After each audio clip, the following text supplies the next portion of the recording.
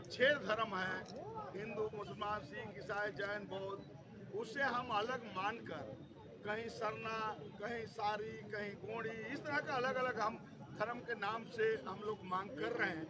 लेकिन हम लोगों को अभी समझ में आया है कि हम लोगों को एक धर्म कोलम के नाम पर सहमत होना पड़ेगा। तो लगभग पूरे देश में हम लोग करीब सैकड़ों मीटिंग करके लोगों को ये बताने का प्रयास किए कि हम लोगों को एक नाम पर सहमत होना पड़ेगा। तो 1931 में जो आदिवासी धर्म था, ट्राइबल रिलीजन था, उसी को भारत सरकार से रिस्टोर करने की हम लोग मांग कर रहे हैं। हम लोग कोई नया धर्म की मांग नहीं कर रहे हैं। तो तभी तो यहाँ पूरे देश से लोग यहाँ आए हैं और हर समुदाय के लोग आए हैं। तो निश्चित है कि कुछ लोग अपनी मांग कर रहे हैं, उनका भी स्वागत है, हम लोग कोई दिक्कत नहीं है।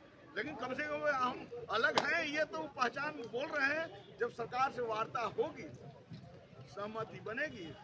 देश का प्रेसिडेंट कितने ज्यादा जनसंख्या है, लगभग अगर पूरे आदिवासी समाज की कहें तो कितने % लोगों को ये आप समझाने में कामयाब रहे हैं और कितनी बड़ी जनसंख्या इससे अफेक्टेड होगी? देखिए, इसमें 15 करोड़ करीब तो हम जो सरकार के द्वारा जो अनुसूचित जनजाति में शामिल किया गया है, लेकिन बहुत लोग जो अपने को आदिवासी धर्म और आदिवासी कहते हैं, वो लोग भी बहुत सारे लोग हैं। इसलिए करीब 20 करोड़ लोग, जैसे आसाम जो गए हैं हमारे सारे लोग, वो जो एसटी की कैटेगरी में नहीं है और वो उनका गिनती जो है वहाँ ओबीसी में होता है। तो इस तरह से पूरे देश में करीब 20 करोड़ लोग हम लोग हैं। उनको अलग पहचान चाहिए। जनसंख्या के आधार पर हमारी तीसरी जनसंख्या है इस देश में। हिंदू के बाद, मुसलमान के बाद आदिवासियों की जनसंख्या है। और ये दुर्भाग्य है कि हमारा जो धर्म कोलम नहीं मिल पाया, चूँकि धर्मनिरपेक्ष देश है, संविधान ये बात को बोलता है, लेकिन मजबूरी में हमको कहीं हिंदू लिखना पड़ रहा है, कहीं ईसाई लिखना पड़ रहा है, कहीं मुसलमान लिखना पड़ रहा है, क्योंकि फॉर्मेट में 6 ही कोलम होता है। तो ये जो सरकार है, चाहे वो कांग्रेस की सरकार हो, 1961 में कांग्रेस सरकार ने हटा दी, आज बीजेपी की है।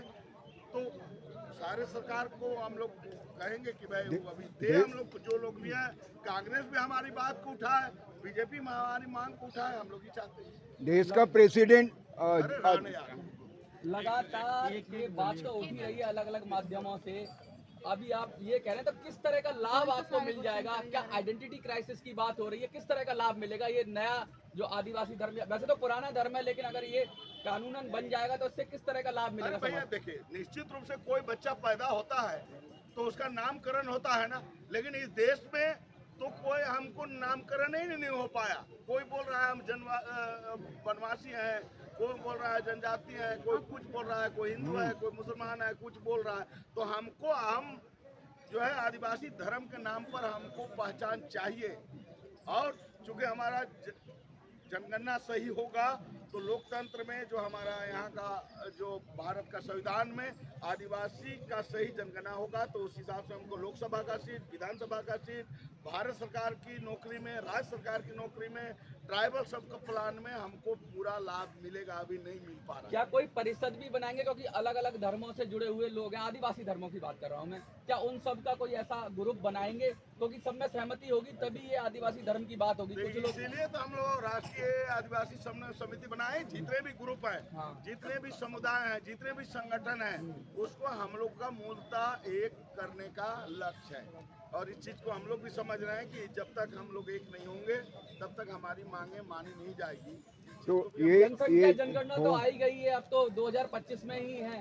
तो क्या लगता है कि तब तक क्या आप ये अपना जो टारगेट है, ये इसे कितना कामयाब होंगे या कामयाब हो गए हैं? क्या कहना चाहिए? निश्चित रूप से हम लोग 2011 में करीब 86,000 लोग लिखे थे आदिवासी धर्म। अभी जो है आदिवासी धर्म हम लोग 2 करोड़ लोग कम से कम लिखेंगे, क्योंकि इसमें पूरे जो 10 साल में हम लोग जो काम किए हैं, तो निश्चित है कि हमारी जो है हम बहुत नीचे स्तर तक सोशल मीडिया और तमाम से, ठीक है यहाँ उपस्थिति कम हो सकता है, लेकिन लोग सोशल मीडिया के माध्यम से सारे लोग इस चीज़ को समझ रहे हैं और लोग लिखेंगे आदिवासी धर्म। क्या ये आंदोलन की तरह चला रहे हैं आपकी भाई अगर आदिवासी लिख देंगे तो सरकार अपने आप ही मजबूर हो जाएगी? क्योंकि अगर 1-2 करोड़ लोगों ने लिख दिया आदिवासी धर्म इट मीन्स कि उनका ये मानना है कि वो आदिवासी धर्म मानते हैं, तो क्या इस तरह का कहते हैं रेफरेंडम सा चला रहे हैं क्या आप ये? देखिए, इसमें दो बातें हैं कि सरकार से हम लोग मांग कर रहे हैं, वो नहीं देगी तो हम लोग खुद ही इतना लिख देंगे हाँ। कि सरकार बेहोश हो जाएगी और हम लोग को खुद ही उनको देना पड़ेगा, मोदी जी को।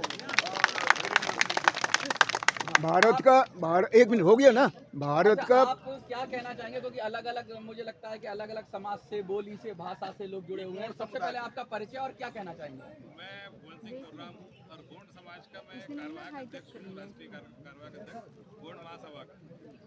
और जिस प्रकार से आप बोल रहे हो कि ये जो अलग अलग कम्युनिटी वाली जो बात आ रही है, अलग अलग संगठनों वाली जो बात आ रही है, तो मैं एक बात क्लियर कर दूं कि संविधान में जो हमको आइडेंटिटी मिली है और हमें जो अलग वर्ग दिया गया है, वो एक सबसे बड़ा हमारा अनुच्छेद है 13(3) का, और उसमें रूढ़ी जन परंपरा को मुख्य माना गया है कि ये देश के सभी वर्ग है ना, सभी समाज से एक भिन्न समाज है आदिवासी समाज, चाहे वो गोंड हो, चाहे वो संथाल हो, चाहे वो हो यानी नॉर्थ ईस्ट का जो भी ट्राइबल है, वो सब अलग एक व्यवस्था है उसकी, इसलिए उसे अनुसूचित जनजाति कहा गया है। और ये सबसे बड़ी आइडेंटिटी संविधान में है, हमें साबित करने की जरूरत नहीं है। ये तो इनकी मानसिकता देने की नहीं है कि हम लोग एक अलग दर्जा दिया जाए। भाई अंग्रेजी शासन में हम लोग स्वतंत्र नहीं थे, तब भी उन्होंने हम लोग को पहचाना, और पहचानने के बाद में एनिमिस्ट और एबोरिजिनल और ऐसे कई प्रकार के जो लगातार 1941 तक हमारा सेंसस हुआ, उसमें हमें एक अलग जगह दी गई। और जहां हम स्वतंत्र हुए, जब इस देश के मालिक बने, तो हमें पराया कर दिया गया। और पराया करने के बाद में हमारा जो सेंसस है वो कई अलग अलग तरीके से कर रहे हैं ताकि इनकी आइडेंटिटी धीरे धीरे खत्म कर दिया जाए। और इस देश में जो सरकार दो बैठी है, वो सवर्ण मानसिकता की सरकार बैठी है, जो देश के आदिवासी मूल मालिकों को जानती है कि इनका अधिकार है, और इनके हमारी जो 258 जो रियासत थी, जो 566 या 67 टोटल रियासत थी, वो इसमें शामिल हुई है। और जब यहाँ से अंग्रेज जब छोड़ के गए, उस समय उन्हें मालूम था कि यहाँ की जो भी सरकार यहाँ बैठेगी, इनकी मानसिकता आदिवासियों को पूरा न्याय संगत इनके संवैधानिक अधिकार नहीं देगी। और उसी का कारण है कि 65 साल कांग्रेस ने यहाँ पे राज करी, लेकिन आज तक ना ही हमें 5वीं अनुसूचित क्षेत्र में सभी जितने कानून के तहत उसको इंस्टॉल करना था, आज तक उसको एस्टेब्लिश नहीं करी। 6वीं अनुसूची में कुछ अच्छा काम हुआ है वहाँ पे, ये मानता हूँ, लेकिन देश के जो 5वीं अनुसूची क्षेत्र है, वहाँ पे देखिए 5वीं अनुसूची के कानूनों को तोड़ने के लिए पेशा कानून लाया गया कांग्रेस की तरफ से, जबकि उसकी कोई जरूरत नहीं थी। पेशा कानून वहाँ लागू होना था जो नॉन ट्राइबल क्षेत्र है, जो अनुसूचित क्षेत्र नहीं है, वहाँ के ट्राइबल के लिए पेशा कानून होना चाहिए था। लेकिन जो यहाँ पे ट्राइबल क्षेत्रों को भी उसी में लपेट ले गया, और 5वीं अनुसूची को निष्क्रिय करने का सबसे बड़ा ये पाप जो है, ये दोनों सरकारें नहीं करी। आज बीजेपी गवर्नमेंट हमारे जनजाति गौरव के नाम से मान रही है, आदि उत्सव के नाम से जितना भी हमारा TSC का ट्राइबल सब प्लान का जो पैसा आता है, उसका बंदरबाट अपने कारपोरेटों के साथ में कर रही है।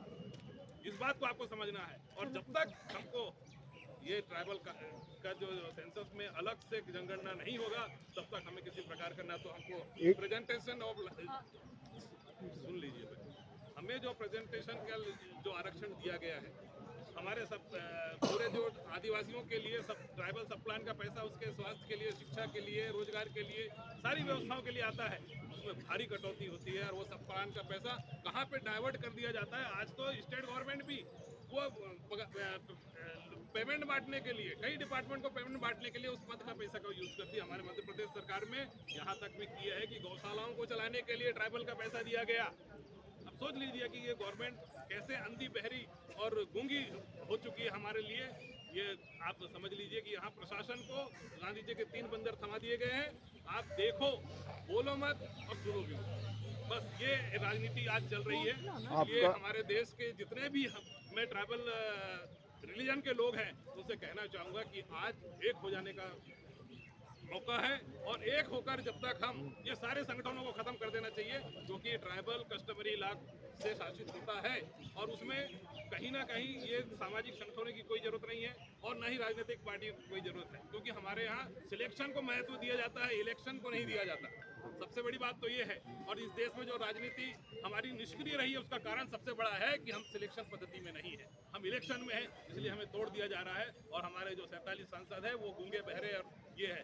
आज राजकुमार रौत जैसा एक जो आदिवासी विचारधारा की पार्टी से आया है, उसने आज पहली बार संसद में अपनी दहाड़ लगाई है कि हम आदिवासियों को एक अलग संसद में जगह दी जाए, हमें आदिवासी धर्म के नाम पे दिया जाए। तो हम पूरे देश के आदिवासियों से यही कहना चाहेंगे कि अपनी आइडेंटिटी के नाम पे 7वां कलम हमें दिया जाए और हमारे सारे धर्मों को उसमें सम्मान मिले, इसलिए ऑब्लिक में अपना अपना धर्म उसमें अंकित करें। ऐसा हमारा एक विकल्प हमारे सरकार के पास जाना चाहिए। लेकिन विकल्प तब जाएगा जब हर कोई रिलीजन का जो ट्राइबल है वो अपने अपने तरफ से सर्टिफाइड करे, ऑथराइज करे कि एक सेंट्रल कमेटी पूरे देश की ट्राइबल की बने और वो सेंट्रल कमेटी उस महा रजिस्ट्रार के पास में और पीएम के हाउस में जाकर अपना निवेदन करे। ये ऐसी रणनीति के साथ में आने वाले समय में हम लोग यहाँ पे आए। जो बात आपने अभी बोला है उस बात में मैं एक चीज़ मैं बोलना चाह रहा हूँ। भारत का राष्ट्रपति जो है वो ट्राइबल है। उनको मालूम है कि ट्राइबल में बहुत कुछ फैक्शन है जो एक जगह पे नहीं हो पा रहा है, आगे कब होगा ये भी पता नहीं है। लेकिन आप लोगों ने आज जो यहाँ पे जो प्रोटेस्ट किए हैं उस चीज़ों में उनको तो उनके कान में चला गया उस चीज़ को। तो बीजेपी गवर्नमेंट उनको आगे जाने नहीं देगा भाई, उनकी इसको नहीं। आप लोगों ने इस चीज़ को कैसे लेंगे? देखिए, इस बात को ट्राइबल का जितना भी पार्टियों की तरफ से रिप्रेजेंटेशन आ रहा है वो ट्राइबल का है ही नहीं है, पार्टीगत है, नहीं है। बाबा साहेब अम्बेडकर जी ने पूना पैक्ट खत्म हुआ था, जब समाप्त हो गया था, वो निष्क्रिय हो गया था। और उस समय कहा था कि अब जो भी पार्टियों से ट्राइबल का रिप्रेजेंटेशन जाएगा वो एक कम्युनिटी का एजेंट बन के जाएगा। अच्छा। और उसकी विचारधारा में काम करेगा। वो कहना आज सत्य हो गया है क्योंकि एक भी ट्राइबल सांसद का मुंह नहीं खुल रहा है। आज आप जो मेमोरेंडम दे रहे हैं वो किस किस को दे रहे हैं और क्या यहाँ से अपील करना चाहेंगे देश की जनता को और सरकार को? तो देखिए, हम लोग मांग पत्र जो है माननीय प्रधानमंत्री और माननीय गृह मंत्री को हम लोगों ने मांग पत्र सौंपा है। और हम लोगों ने मांग पत्र यही सौंपा है कि हमारा 1931 में जो ट्राइबल रिलीजन था, आदिवासी धर्म को, उनको पुनः रिस्टोर आप कर दीजिए 2025 की जनगणना। ठीक, नारे लगा। आदिवासी धर्म कोड देना होगा, आदिवासी धर्म कोलम देना होगा, भारत का आदिवासी एक हो, भारत का आदिवासी एक हो, एक तीर एक कमान, आदिवासी एक समान, एक तीर एक कमान, आदिवासी एक समान। जय जोहर का नारा